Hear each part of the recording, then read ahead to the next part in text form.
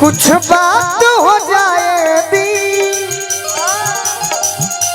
मुलाकात हो जाए दी, तो धीर धरिए सैया कुछ रात हो जाए दी, कुछ रात हो जाए दी। अरुआ तैयार हो हसे नूर जन डाली हा भातार हो। चलो चलो ठीक बा, जब फरमाइश बा तो पूरा करिए। राजन भैया काहे होने खाड़ बारू चौका पर चलो, काहे होने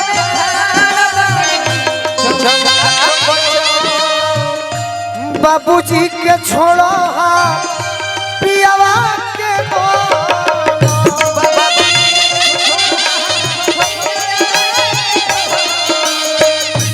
तबे करारी जनी करवो इंतजार हो। मारो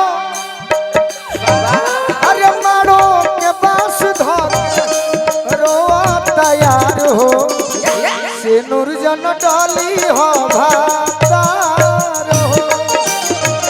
मारो के पास धरे रोआ तैयार हो, से नूर जन डाली हो भातार हो। मारो के पास धरे रोए ले यार हो, से नूर जन डाली हो तार हो।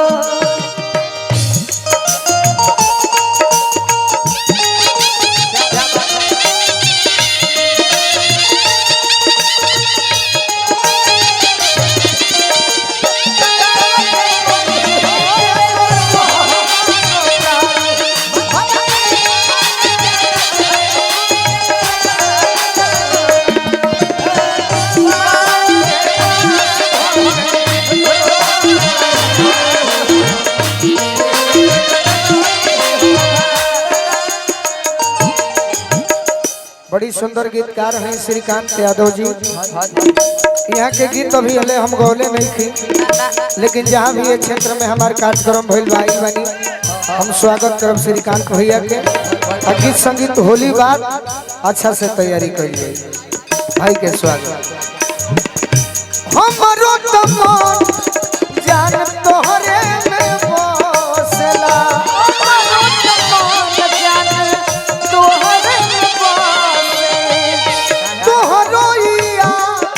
सचो नागिन बन के डसेला,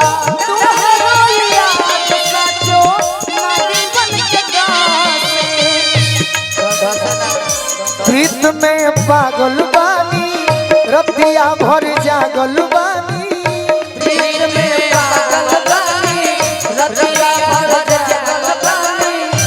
उनका खाती हम घरवा से भागल बानी, उनका खातिर हम घरवा से भागल बानी। घाट कहे करो तारू हमसे बरियार हो, मारो के पास धोके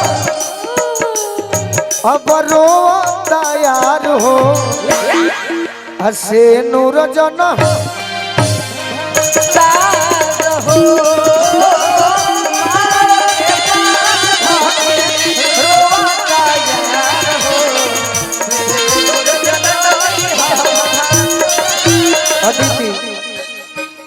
बात एगो मनी हो जरूर, कभी भी जब हमारा गीत के शूटिंग भी होला फ्री टाइम में, एगो हमारे छोट भाई बाबू बड़ी हमारा पे हंसेला कि सच सॉन्ग गावे के गा देले, इनका भाव दे वही ना आवे तो का करियो, नाच ले भाव देवे आई नाचे ना आई, कबो कबो धोती तई तो मतलब शीशा में देख के ट्रेनिंग मिलल बा। तो तू ये गीत के बाद एगो अच्छा गीत सुनई है हमारा माई बहन के भी, सैडो सॉन्ग सही गीत कोनो खराब थोड़े होला, जरूरी है कि भजने हुई।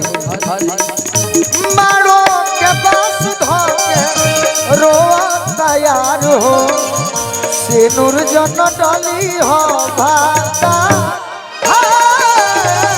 मारो के पास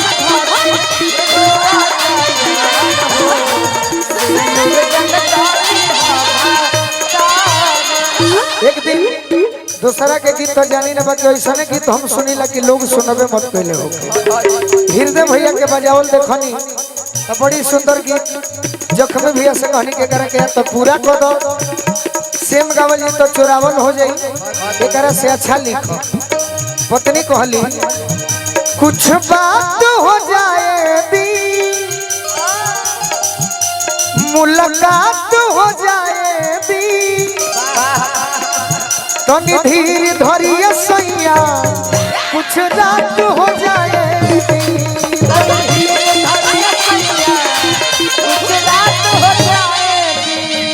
तनी धीर धरिए सैया कुछ रात हो जाए।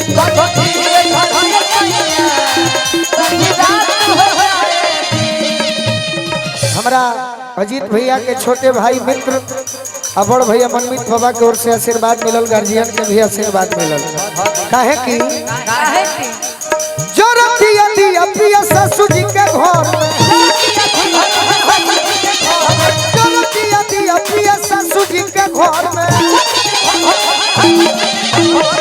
जो रतिया पिया दिया सासू जी के घर में नदी तो बैठल बिया कोठरी ऊपर में